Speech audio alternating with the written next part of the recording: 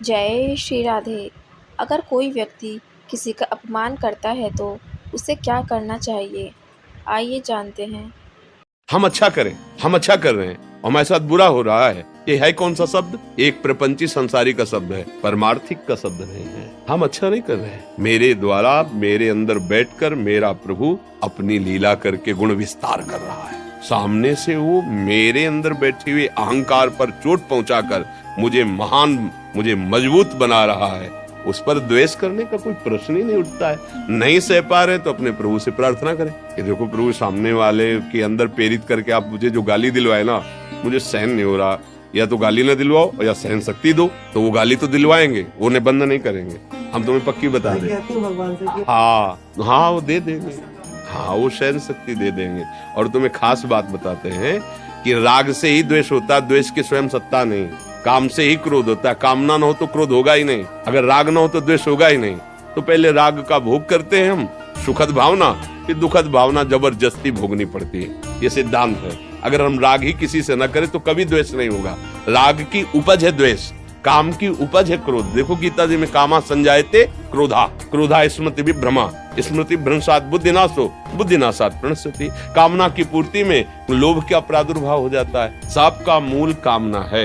ये हम इसके साथ इतना सुंदर व्यवहार कर रहे हैं, ये हमारे साथ प्रतिकूल व्यवहार क्यों करता है? नहीं करना चाहिए, ये कामना है। कर्तृत्व और भोक्तत्व भाव अज्ञानी का होता है। जब तक ये अज्ञान रहता है तो क्षोभ, हर्ष, शोक, भय, ये द्वंद्व सताते रहते हैं। और ऊपर उठो, खूब नाम जप और बढ़ाओ। जैसे हम नाम जप निरंतर करने का अभ्यास करेंगे तो वैसे वैसे हमारी सामर्थ्य हृदय की बढ़ती चली जाएगी। अरे फिर इन सब, एक पागल आदमी अभी खड़ा गाली दे, ईंट मारे, आप क्या करोगे? अपने को बचाओगे और भागोगे, उसको मारोगी थोड़ी।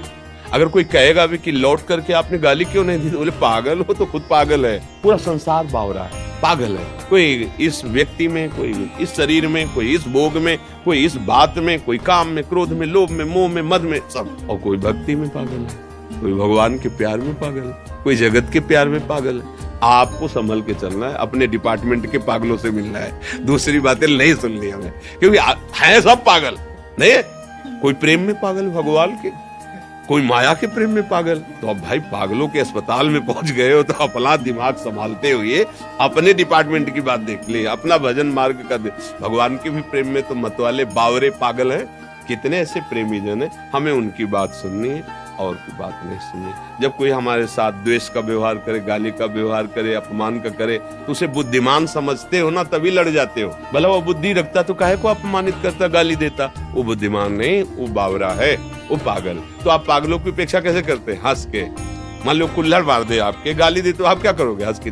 दूसरा आदमी अगर आपसे कहे आपने मारा, अरे यार खुद वो पागल है आदमी, तो खुद वो दया का पात्र है जो गाली दे रहा है। बेचारा बुद्धिहीन, माया से ग्रसित वैसे ही चल रहा है। तुम्हें उसको डांटने की जरूरत, तुम अपने मार्ग में पुष्ट बनो, आगे बनो। अगर अध्यात्म की बात समझो तो, संसार की बात है तो लड़ जाओ, जैसे वो वैसे ही तुम, और दोनों जाओ।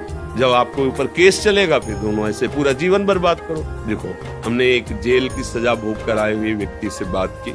हमारा बचपन में स्वभाव था कि जैसे पागल है या कोई कुछ विशेष है तो हम उससे जरूर मिलते थे। राह चलते जैसे गंगा किनारे भ्रमण, और उसके बाद 10-20 मिनट समय देते थे, उसकी मानसिकता को पढ़ते थे।